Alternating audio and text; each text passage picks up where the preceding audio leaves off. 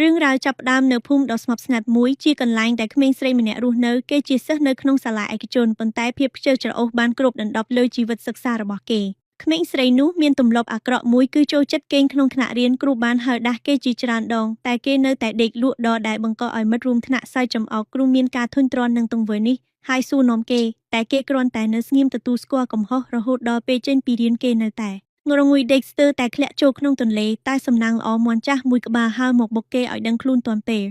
ត្រឡប់ទៅផ្ទះវិញម្ដាយសួរនាំហេតុអ្វីបានជាបែបនេះហើយគេបានឆ្លើយថាយប់មិញគេនៅលេងដល់យប់ពេកម្ដាយខឹងក៏ប្រាប់រឿងនេះទៅឪពុកខឹងនឹងទង្វើកូនស្រីខ្លាំងណាស់ក៏ស្ដីបន្ទោសគេមួយប្រាវក្មេងស្រីខឹងក៏រត់ចេញពីផ្ទះទៅក្នុងព្រៃនៅក្នុងព្រៃគេបានជួបនឹងបុរសចំណាស់ម្នាក់កំពុងធ្វើបាំងមុខគោដោយគិតឃើញគំនិតមួយគេក៏សុំដូរគោឈ្មោលរបស់គេជាមួយរបាំងមុខនោះហើយបុរសចំណាស់ក៏យល់ព្រមទាំងបង្ខំចិត្តបុរសចំណាស់ខែនទាំងយកស្បែកគោមកពាក់ឲ្យគេទៀតផងភ្លាមនោះគេប្រែខ្លួនទៅជាគោឈ្មោលរបស់គេវិញនៅពេលដែលឪពុកមកមើលគោគាត់បានវាយគោដែលជាកូនស្រីរបស់គាត់ឲ្យភ្ញាក់ក្មេងស្រីភ្ញាក់ឡើងទាំងស្រឡាំងកាំងតែមិនអាចនិយាយអ្វីបានក៏ត្រូវឪពុកចាប់ដាក់ក្រោលហើយបង្ខំឲ្យព្យួរស្រែគេហត់នឿយយ៉ាងខ្លាំងតែឪពុកមិនខ្វល់នៅតែបន្តធ្វើការរហូតដល់គេដួលសន្លប់ជីវិតជាគោរបស់គេពោរពេញទៅដោយការងារលំបាកនិងអាហារមិនគ្រប់គ្រាន់គេយំសោកបោកខ្លួនតែឪពុកម្ដាយដែលមិនដឹងរឿងនៅតែស្ដីបន្ទោសគេថ្ងៃមួយគេហត់នឿយខ្លាំងពេកក៏ដួលសន្លប់ហើយឪពុកខឹងក៏វាយគេយ៉ាងខ្លាំងតែម្ដាយបានខាត់ពេលនោះម្ដាយឃើញទឹកភ្នែករបស់គោហើយដឹងថាគោនេះចាស់ហើយធ្វើការលែងកើតក៏បួសប្តីលូកគោទៅឲ្យអ្នកសម្លាប់សត្វគោដែលជាក្មេងស្រីស្ដាប់ហើយយំសោកបោកខ្លួនតែគ្មានអ្នកណាដឹង